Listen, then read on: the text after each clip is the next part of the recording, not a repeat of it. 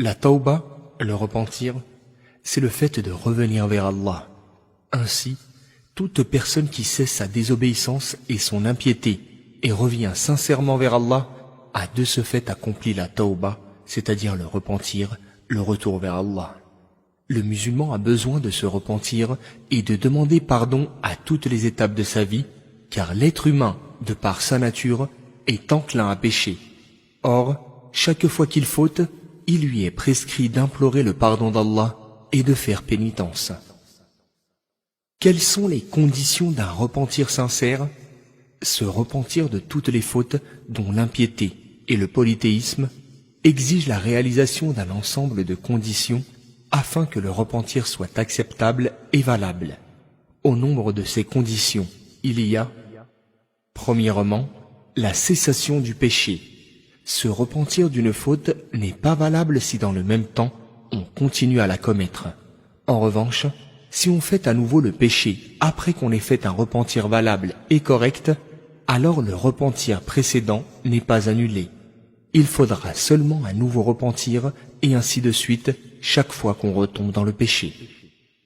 Deuxièmement, regretter les fautes et péchés passés. On ne peut concevoir de tawba, de repentir, que d'une personne qui éprouve des remords, de la tristesse et de l'affliction pour les péchés qu'elle a commis.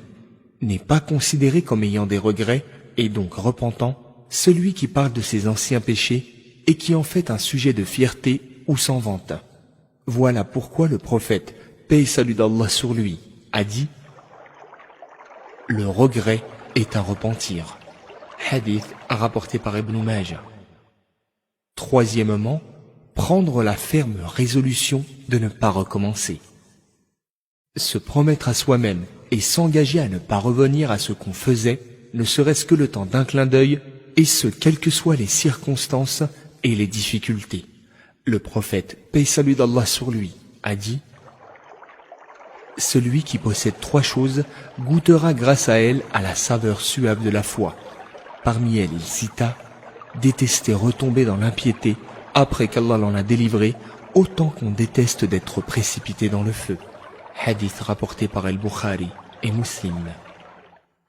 Si la personne a l'intention de revenir au péché après son repentir, celui-ci n'est alors pas valable.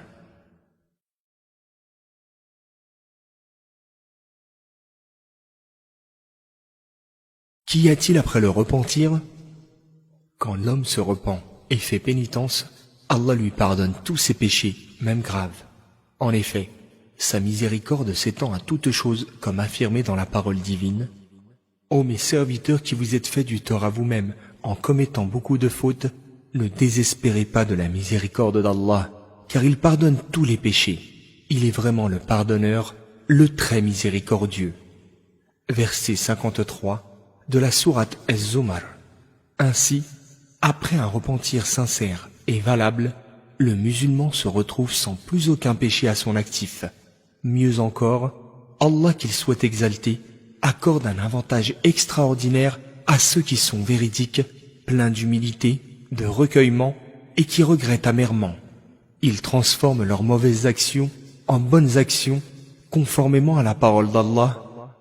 Sauf ceux qui se repentent, ont la foi et accomplissent le bien. Voilà ceux à qui Allah changera les mauvaises actions en bonnes actions. Allah est pardonneur et miséricordieux. Verset 70 de la sourate Le Discernement.